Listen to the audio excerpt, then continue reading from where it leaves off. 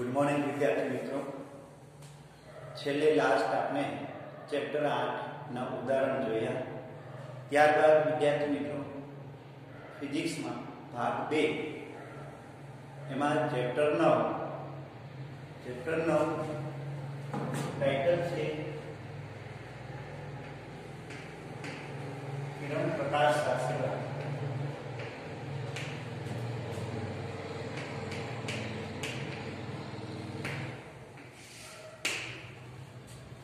विद्यार्थी मित्रों किरण प्रकाश शास्त्र ये तमे 10मा धोरण में प्राथमिक अभ्यास करो। 10मा धोरण में लेंस अने अरीसा।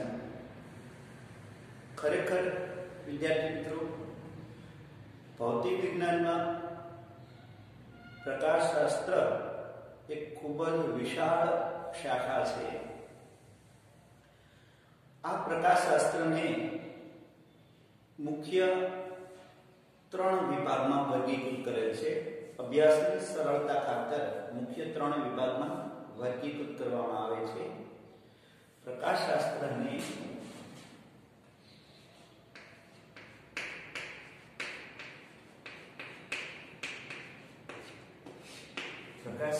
मुख्य 3 विभाग में वर्गीकृत करवामां आवे। अभ्यास की सरलता खातर पहलो विभाग है विद्यार्थी मित्रों किरण प्रकाश शास्त्र।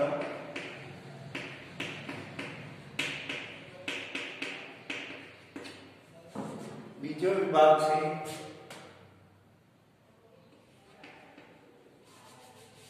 तरंग प्रकाश शास्त्र।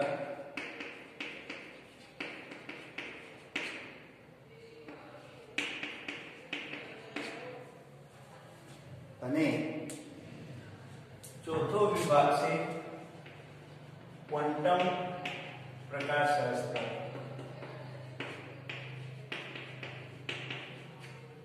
અથવા દ્રવ્ય ને અનુરૂપ પ્રકાશ શાસ્ત્ર મળે છે। વિદ્યાર્થી મિત્રો કિરણ પ્રકાશ શાસ્ત્ર ચેપ્ટર 9, તરંગ પ્રકાશ શાસ્ત્ર ચેપ્ટર 10 અને ક્વોન્ટમ પ્રકાશ શાસ્ત્ર કન્ટિન્યુ છે ચેપ્ટર 11। किरण प्रकाश शास्त्र में विद्यार्थी मित्रों प्रकाश ने एमना विद्युत चुंबकीय तरंग आ विद्युत चुंबकीय तरंग प्रसरण ने अनुरूप एना सुरेख मार्ग ने रजू करता सदिश वडे रजू करिए तो एमने कहिए किरण। टूंकमां कहिए तो प्रकाश ने किरण स्वरूप धारी अने एनी अलग अलग घटनाओनो अभ्यास करवामां आवे त्यारे एवा अभ्यास किरण प्रकाश शास्त्र कहीए। ज्यारे प्रकाशना किरणोने किरण स्वरूप ने तरंग स्वरूप धारवामां आवे अने एनी अलग अलग घटनाओ तमे कहो कि विद्यार्थी मित्रों तमने प्रश्न ये थशे कि तरंग प्रकाश शास्त्र और किरण प्रकाश शास्त्र खरेखर तो आपणे शब्द तो ये बोलीए छीए प्रकाशना तरंगो अने प्रकाशना तरंगो ए विद्युत चुंबकीय तरंगो। तो तरंगो होय तो पछी किरण कई रीते व्याख्यायित थाय अने जो किरण अने तरंग बे एक सुरेख मार्गे लईए तो व्यतिकरण अने विवर्तननी घटना ए किरण स्वरूपे रजू न करी शकाय। એટલે કે આગળ ઉપર આપણે અભ્યાસ કરશું વ્યતિકરણ અને વિવર્તન। તો વ્યતિકરણ વિવર્તન અને ધ્રુવીકરણ જે ઘટનાઓ जो प्रकाश तरंग स्वरूप होय तो ए सारी रीते समझी शकाय। त्यारबाद क्वोंटम प्रकाश शास्त्र में विद्यार्थी मित्रों एवं धारवामां आवे कि પ્રકાશના તરંગો એ કિરણ તરંગ એ નહીં, એક કણ સ્વરૂપ છે, ફોટોન સ્વરૂપ પ્રકાશને ધારી, સૂક્ષ્મ કણ સ્વરૂપે પ્રકાશને ધારી અને એનો અભ્યાસ કરતું શાસ્ત્ર ક્વોન્ટમ પ્રકાશશાસ્ત્ર. આ ત્રણ શાસ્ત્રો આપણે ભણવાના છે. હાલ પૂરતો આપણે આ ભણીએ કિરણ પ્રકાશશાસ્ત્ર. તો કિરણ પ્રકાશશાસ્ત્રમાં આપણે પ્રકાશને કિરણ સ્વરૂપ ધારીએ છીએ. તો એમની ઘણી લાક્ષણિકતાઓ આપણે જોઈએ. વિદ્યાર્થી મિત્રો, કે પ્રકાશના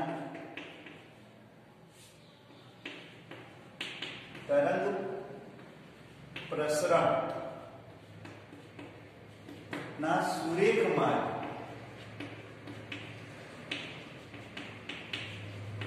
રજૂ કરતો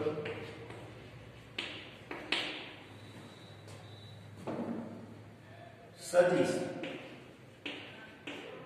ની પ્રકાશનું કિરણ કહે છે. કિરણ એ વાસ્તવિક નથી વિદ્યાર્થી મિત્રો, એ આપણે જોઈ શકીએ નહીં. માત્ર ને માત્ર તમે સૂર્યની સામે જુઓ તો તમારી સામે એક સુરેખ માર્ગ તૈયાર થાય. એનો મતલબ એવો થયો કે તમારી તરફ પ્રકાશના તરંગો આવે છે. કોઈ પણ દિશામાં તમે જુઓ સૂર્યથી, તો આવી રીતે બિંદુથી અલગ અલગ દિશાઓમાં આવા સુરેખ માર્ગો તૈયાર થાય. આ સુરેખ માર્ગ એટલે એનો મતલબ એમ છે કે તમારી દ્રષ્ટિ અહીંયા હોય તો પ્રકાશ તમારી તરફ આવે છે. આ સુરેખ માર્ગ દ્વારા, સુરેખ માર્ગ દ્વારા પ્રકાશ તમારી તરફ આવે ત્યારે એને આપણે કિરણ એવું નામ આપવામાં આવ્યું. એ કિરણ જે છે એ વાસ્તવિક નથી.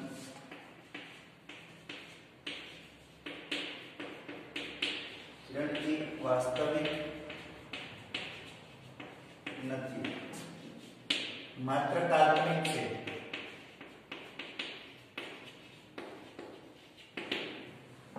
અને જો આ કિરણ સ્વરૂપે પ્રકાશને ધારીએ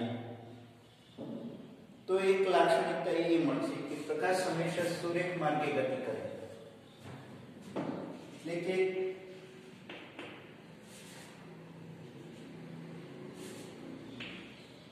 પ્રકાશ હંમેશા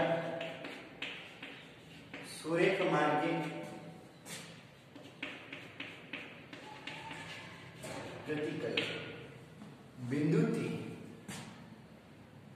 ત્રિજ્યાવર્તી દિશામાં, અલગ અલગ દિશામાં પ્રકાશનું પ્રસરણ જોવા મળે.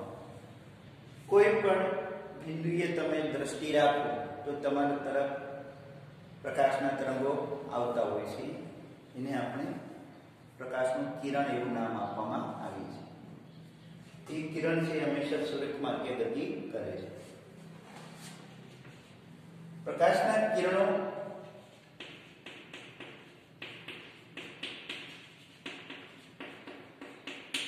અનંત અંતરે સમાંતર જોવા મળે છે અને એક કરતા વધારે કિરણો પાસ પાસે પસાર થતા હોય એવું લાગે. ને એક કરતા વધારે કિરણો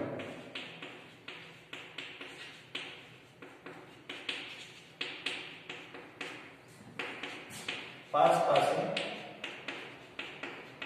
પસાર થતા હોય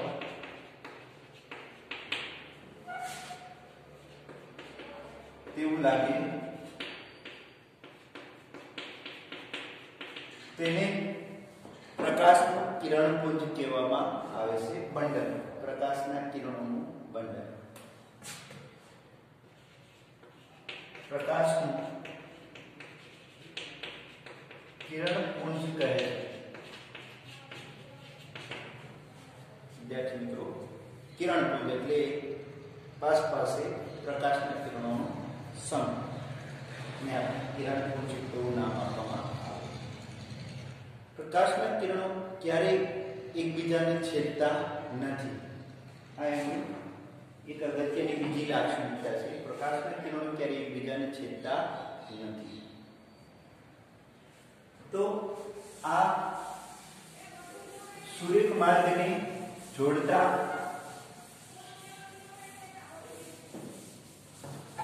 આમ ગણીએ તો પ્રસરણથી ઉદ્ગમથી આપણા સુધી સૂર્ય માર્ગના પ્રત્યેક બિંદુને જોડતો સદિશ મળે એને આપણે કિરણ કહીએ છીએ કે જે બિંદુએથી પ્રકાશના તરંગો પસાર થાય છે.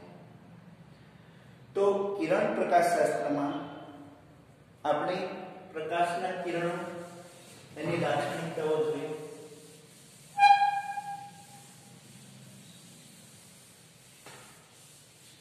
જેમ પ્રકાશના કિરણો એકમ સપાટી પર આપાત થાય ત્યારે એનો મતલબ એવો થયો કે જેટલા પ્રકાશના કિરણો આપાત થાય એટલી એમની તીવ્રતા વધુ મળે. એટલે કે સપાટી પર આપાત થતી ઉર્જાનું મૂલ્ય વધે છે. એકમ સમયમાં આપાત થતી ઉર્જાનું મૂલ્ય વધે. જ્યારે પ્રકાશના તરંગો કિરણોની સંખ્યા વધારે આપાત થાય ત્યારે. હવે વિદ્યાર્થી મિત્રો, જ્યારે આપણે પ્રકાશનું કિરણ સ્વરૂપ ધારે છે ત્યારે એમની ઘણી બધી ઘટનાઓ આપણે જોવાની છે. એમાં સૌથી પહેલી અગત્યની ઘટના જો આપણે જોઈએ તો એ છે પરાવર્તનની ઘટના. પ્રકાશના પરાવર્તનની ઘટના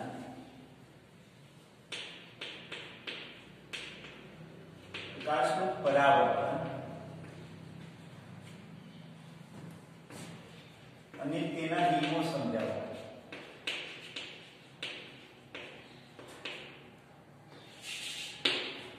પ્રકાશનું પરાવર્તન અને તેના નિયમો સમજાવવા. વિદ્યાર્થી મિત્રો,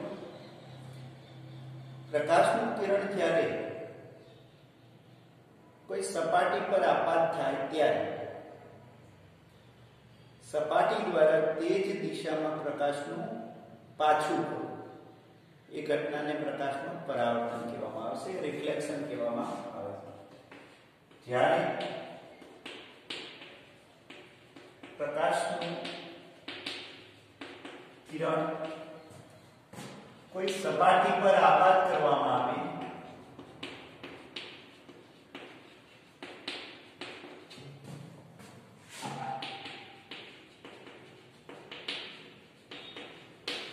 સપાટી પર આપાત કરવામાં આવે અને સપાટી દ્વારા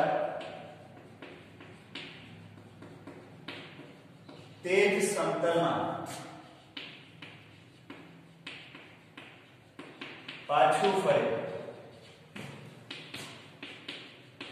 તે ઘટનાને પ્રકાશનું પરાવર્તન કહે છે.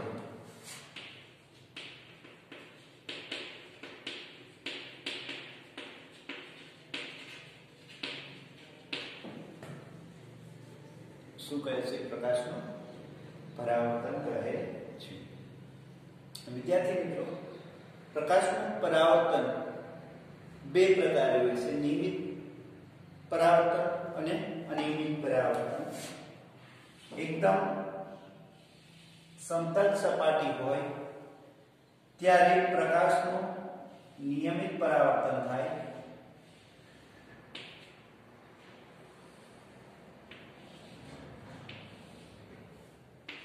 ચોક્કસ એંગલે આપાત થાય અને ચોક્કસ એંગલે પરાવર્તન થાય. આવા પ્રકારના પરાવર્તનને નિયમિત પરાવર્તન કહીએ આપણે. નિયમિત પરાવર્તન.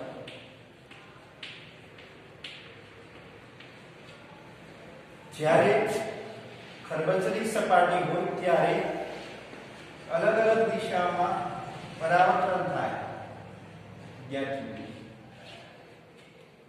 આવા પરાવર્તનને અનિયમિત પરાવર્તન કહે છે.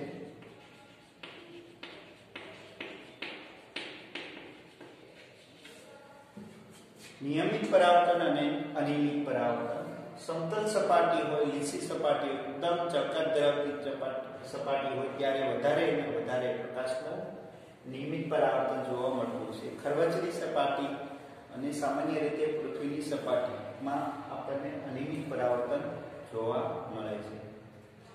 વિદ્યાર્થી મિત્રો, પરાવર્તનના નિયમો, જ્યાં જ્યાં પરાવર્તનની ઘટના થતી હોય ત્યાં અગત્યના બે નિયમો છે એ આપણે જોઈએ. તો પરાવર્તનના નિયમો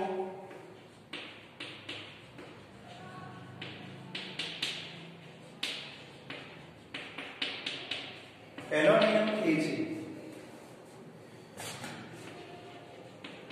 આપાત કિરણ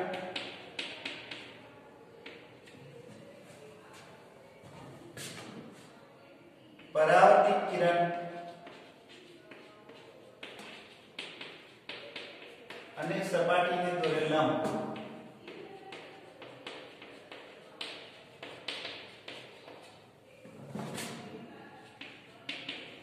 આપાત કિરણ, પરાવર્તિત કિરણ અને સપાટીને દોરેલો લંબ ત્રણેય એક જ સમતલમાં હોય.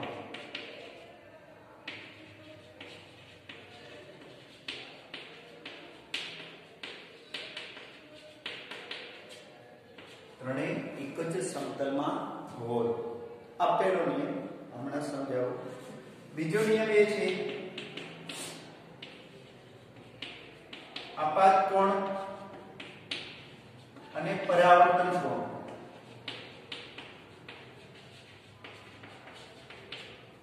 બંને સમાન હોય.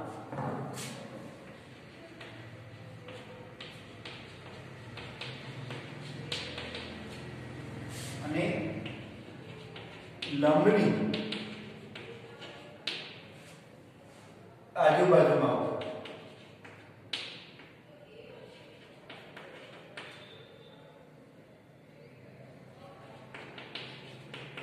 એક જમણી બાજુ હોય તો બીજું ડાબી બાજુ હોય. આપાત કોણ અને પરાવર્તન કોણ સમાન હોય. આપાત કિરણ, પરાવર્તિત કિરણ અને દોરેલ લંબ અને એક જ સમતલમાં હોય. એ આપણે સમજીએ. બે નિયમો આપણે સમજીએ.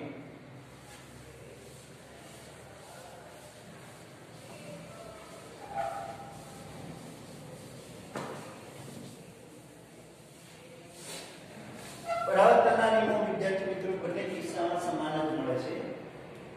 હા, નિયમિત પરાવર્તન થતું હોય કે અનિયમિત પરાવર્તન થતું હોય, પરાવર્તનના નિયમો બંને સમાન છે.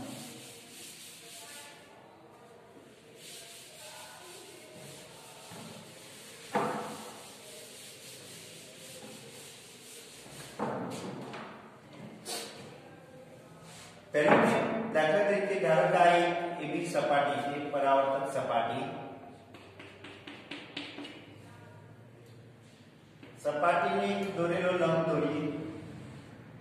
પી બિંદુ પાસે એક લંબ દોરીએ. લંબ કેને કહીએ વિદ્યાર્થી મિત્રો? તો કે પરાવર્તક સપાટીની કોઈ પણ બિંદુએ 90 અંશના ખૂણે એક કાલ્પનિક રેખાખંડ વિચારીએ. એને આપણે કહીએ લંબ. ફરીવાર કહીએ, જ્યાં આપણે પરાવર્તક સપાટી પર આપાત બિંદુએ, અહીંયા આપાત બિંદુ થશે, આપાત બિંદુએ સપાટીને 90 અંશના ખૂણે એક કાલ્પનિક રેખાખંડ દોરીએ, જેને આપણે લંબ કહેવામાં આવે છે. અહીંયા વિદ્યાર્થી મિત્રો આવી રીતે એક પ્રકાશનું કિરણ આપાત થાય. ઓપી એ આપાત પ્રકાશનું કિરણ કહીએ. લંબ સાથે આપાત પ્રકાશનું કિરણ થી કઈ કોણ બનાવે એને આપાત કોણ I કહેવામાં આવે છે. અને આપણે આપાત કિરણ કહીએ. અને I એ આપાત કોણ કહીએ.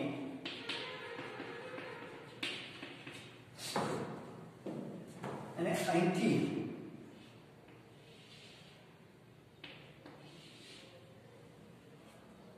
પરાવર્તન પામે PR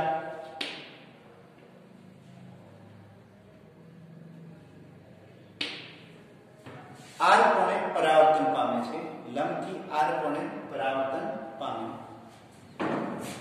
તો લંબથી આર કોણે પરાવર્તન પામે છે એટલે પરાવર્તન કોણ કહેવામાં આવે છે.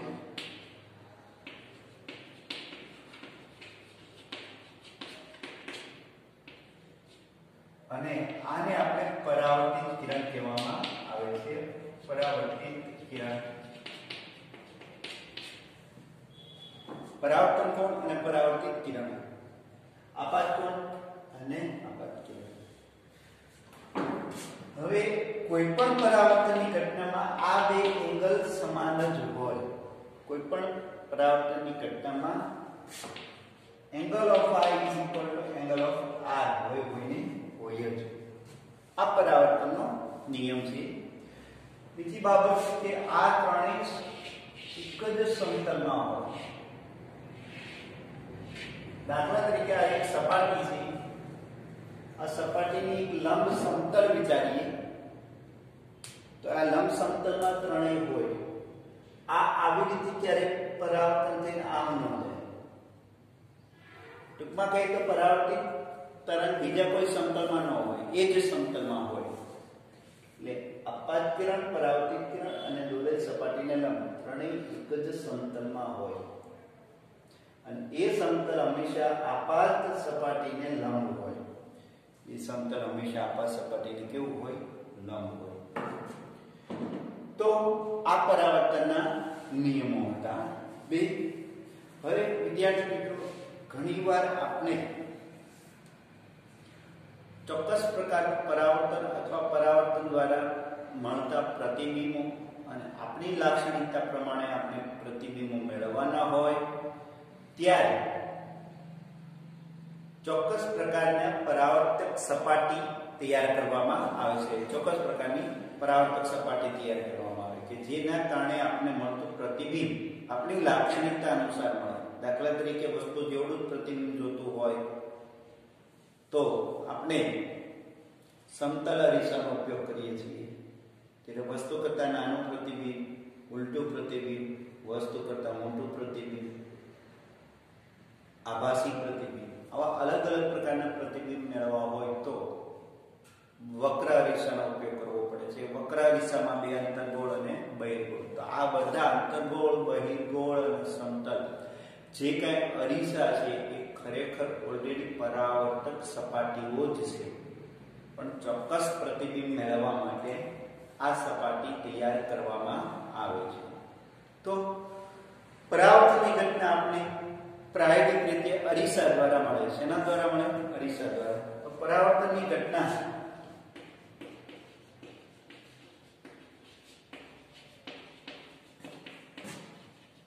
અરીસા દ્વારા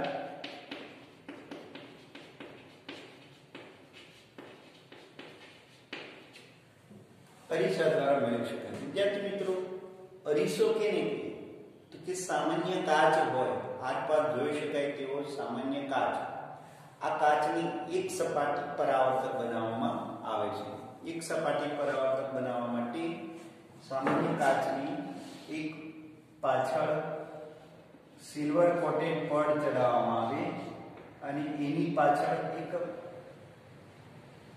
બેકગ્રાઉન્ડ કલર લગાવવામાં આવે, લાલ અથવા બ્લુ કલરનો.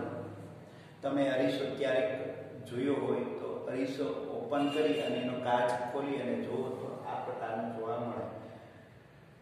એક આરપાર જોઈ શકાય તેવો કાચ હોય, એ કાચની આગળ એક સિલ્વર કોટેડ કલર લગાવેલો હોય અને એની પાછળ એક બેકગ્રાઉન્ડ કલર લગાવેલો હોય કે જેથી કરીને સિલ્વર કલર દૂર થઈ જાય નહીં. તો આ રીતે કાચની કોઈ એક સપાટીને પરાવર્તક બનાવવામાં આવે ત્યારે કાચમાંથી અરીસો તૈયાર થાય. શું થશે? અરીસો તૈયાર થશે. અરીસાના બે પ્રકાર છે, એક સમતલ અરીસો અને બે વક્ર અરીસો. સમતલ અરીસો અને બે વક્ર અરીસો. વિદ્યાર્થી મિત્રો, સમતલ અરીસો અને વક્ર અરીસામાં, સમતલ અરીસામાં તમે બધાએ જોયું જ છે કે જે અરીસાની સપાટી એકદમ સમતલ હોય એને આપણે સમતલ અરીસો કહીએ છીએ. તો સમતલ અરીસો પ્રતિબિંબ વક્ર અરીસા. સમતલ અરીસામાં સપાટી સમતલ હોય છે, વક્ર અરીસામાં સપાટી વક્ર હોય. અને વક્ર અરીસાના બે પ્રકાર છે, અંતર્ગોળ અરીસો અને બહિર્ગોળ અરીસો. વિદ્યાર્થી મિત્રો, અંતર્ગોળ અરીસો અને બહિર્ગોળ અરીસો એનો અભ્યાસ કરીએ પહેલા આપણે થોડુંક સમતલ અરીસાનો અભ્યાસ કરીએ. તો પહેલું આપણે સમતલ અરીસો લઈએ. તો સમતલ અરીસામાં શું હોય છે કે પરાવર્તક સપાટી અરીસાની પરાવર્તક સપાટી સમતલ હોય છે. સપાટી સમતલ હોય છે.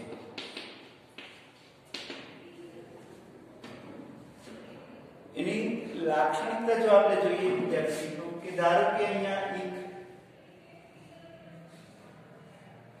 સમતલ અરીસો રાખેલો છે.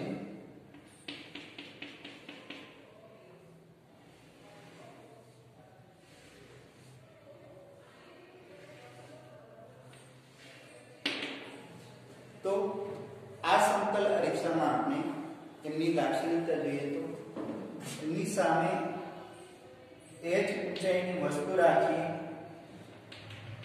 તો સામે h ઊંચાઈની પ્રતિબિંબ મળે. ab ઊંચાઈની વસ્તુ તો a' b' પ્રતિબિંબ મળે. આવી રીતે વિદ્યાર્થી મિત્રો પરાવર્તન થશે. હવે આ પરાવર્તિત પ્રકાશના કિરણને પાછળની દિશામાં લંબાવી તો અહીંયા આ પ્રાપ્ત થશે.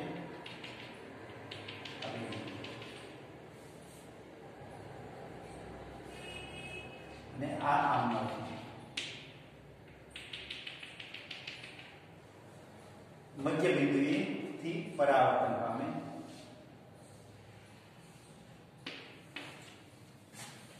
તો અહીંયા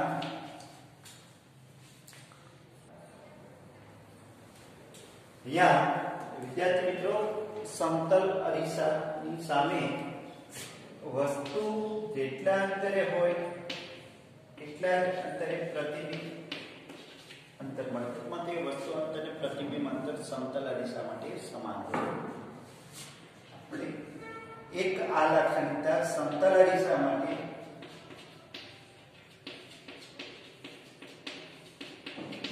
વસ્તુ અંતર અને પ્રતિબિંબ અંતર સમાન હોય, સાથે સાથે વસ્તુ ઊંચાઈ અને પ્રતિબિંબ ઊંચાઈ પણ સમાન જ મળે.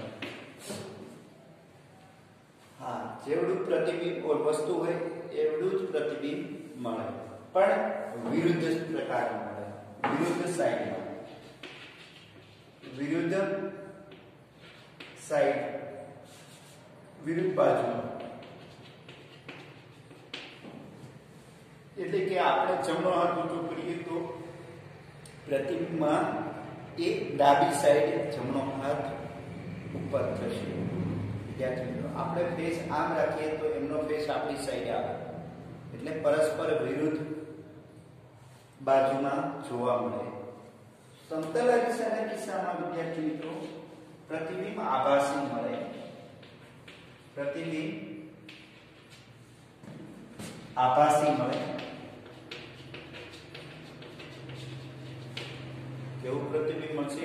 આભાસી. અને વસ્તુ જેવું હંમેશા જતા પ્રતિબિંબ આભાસી હોય એ ખાસ એક ધ્યાનમાં રાખવાનું વિદ્યાર્થી મિત્રો. કે પ્રતિબિંબ કેવું મળશે? આભાસી પ્રતિબિંબ મળશે.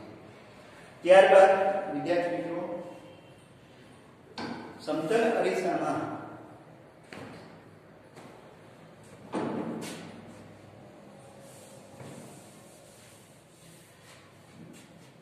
અરીસા તરફ વસ્તુ આવતી હોય જેટલા વેગથી એટલા જ વેગથી પ્રતિબિંબ અરીસા તરફ આવે.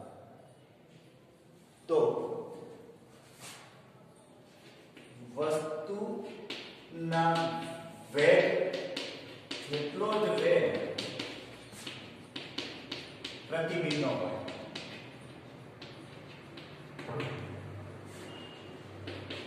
એટલે કે du/dt dv/dt હોય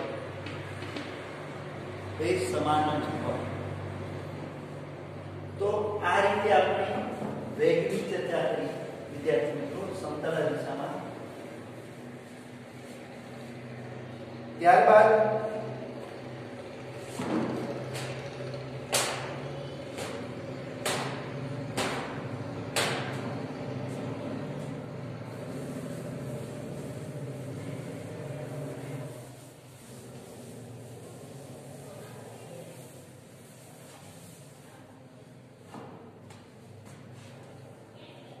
સમતલ દિશામાં બે સમાન સમતલ દિશા અલગ અલગ ખૂણે રાખીએ ત્યારે આવી રીતે એક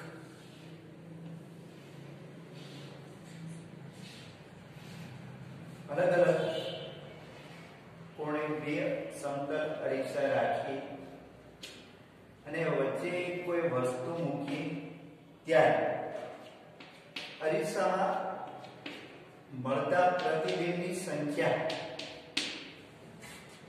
અરીસામાં મળતા પ્રતિબિંબની સંખ્યા વિદ્યાર્થી મિત્રો એ સંખ્યાને અનુલક્ષીને એનું મૂલ્ય શોધવા માટે સમીકરણ છે. નવી લાક્ષણિકતા બે સમતલ અરીસા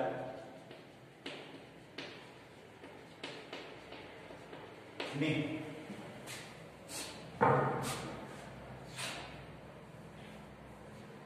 થીટા કોણે રાખી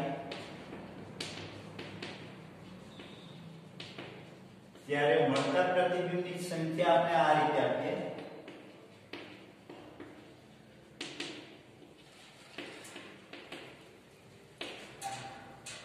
પ્રતિબિંબની સંખ્યા 360 ભાગ્યા થીટા 360 ભાગ્યા થીટા. જો થીટાનું મૂલ્ય 0 હોય તેનો મતલબ બે સમતલ અરીસા સમાંતર રાખો તમે તો પ્રતિબિંબ અનંત મળશે. કેવા મળશે? અનંત. જ્યારે આ સમીકરણ ત્યારે ઉપયોગમાં લેવામાં આવશે કે બે અરીસા વચ્ચે વસ્તુ રાખેલી હોય ત્યારે. હવે બે અરીસા વચ્ચે કોઈ સાઈડમાં વસ્તુ રાખીએ, કોઈ એક અરીસા તરફ વસ્તુ રાખીએ ત્યારે જો 360/θ નું મૂલ્ય બેકી મળતું હોય, 360/θ નું મૂલ્ય બેકી મળતું હોય એક તરફ રાખી ત્યારે પણ પ્રતિબિંબની સંખ્યા આ રીતે શોધી શકાય. દાખલા તરીકે વસ્તુને કોઈ એક અરીસા તરફ રાખી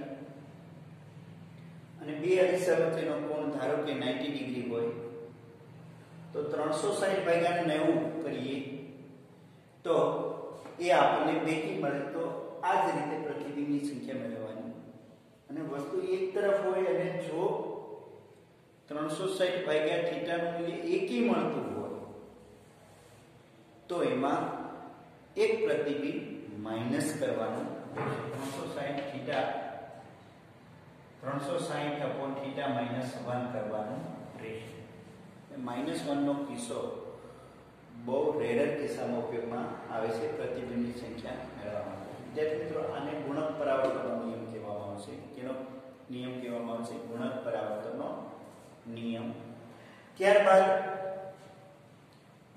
આ રીતે નિયમિત પરાવર્તન દ્વારા પેરિસ્કોપ પણ તૈયાર કરવામાં આવશે. પેરિસ્કોપમાં પણ બે સમાન અરીસાઓ 45 અંશના કોણે રાખી અને પેરિસ્કોપની ડિઝાઇન તૈયાર કરવામાં આવે છે.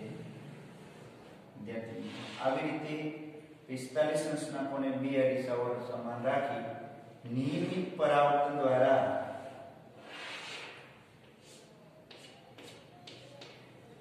ઉપરને કોઈ વસ્તુ હોય એનું પ્રતિબિંબ જોઈ શકાય છે. આમાં નિયમિત પરાવર્તન દ્વારા પેરિસ્કોપની રચના પણ સમતલ અરીસા દ્વારા કરવામાં આવે છે. કેલેડોસ્કોપની પણ રચના સમતલ અરીસા દ્વારા કરવામાં આવે છે. તો વિદ્યાર્થી મિત્રો સમતલ અરીસો આપણા અભ્યાસક્રમમાં નથી પણ એની થોડીક આપણે પ્રાથમિક માહિતી લીધી. ત્યારબાદ વક્ર અરીસા તરફ જઈએ તો વક્ર અરીસામાં વિદ્યાર્થી મિત્રો બે પ્રકારના વક્ર અરીસા, એક અંતર્ગોળ અને બીજો બહિર્ગોળ. વક્ર અરીસો કઈ રીતે તૈયાર કરવામાં આવે?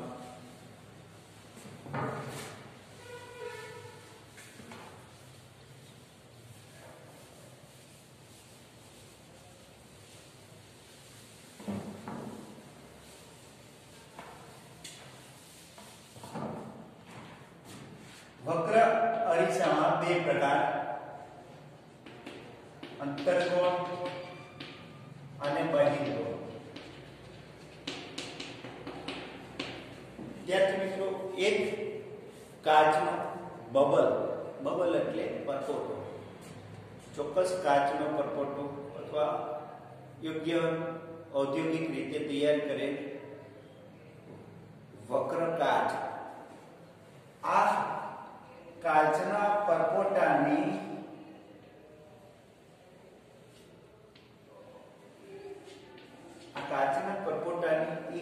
આવી રીતે કાપવામાં આવે, છેદ આપવામાં આવે. આવી રીતે કાપી અને આ એક ભાગ આવા શેપનો મળે, જે આપણે આવા પ્રકારે આવા શેપે મળે,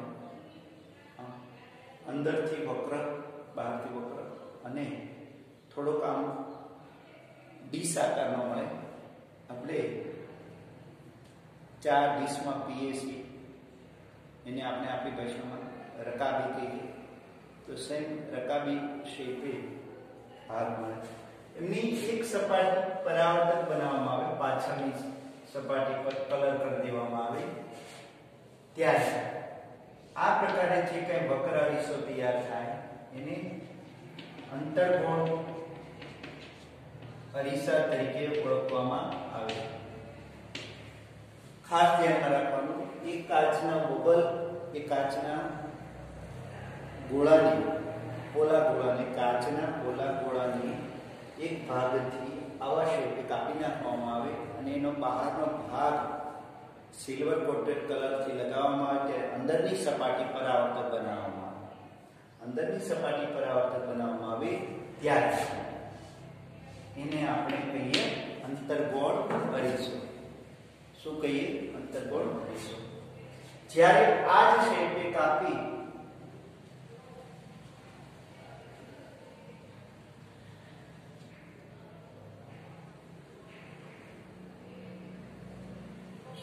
અને એની બહારની સપાટી પરાવર્તક બનાવવામાં આવે, એટલે કે અંદર ઢોળ ચડાવી દેવામાં આવે.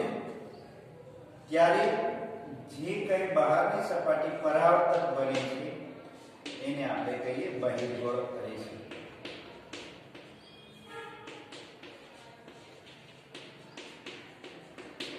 શું કહેવામાં આવે? બહિર્ગોળ અરીસો. અંતર્ગોળ અરીસો અને બહિર્ગોળ અરીસો. અંતર્ગોળ અરીસાની અંદરની સપાટી પરાવર્તક હોય, બહિર્ગોળ અરીસાની બહારની સપાટી પરાવર્તક હોય.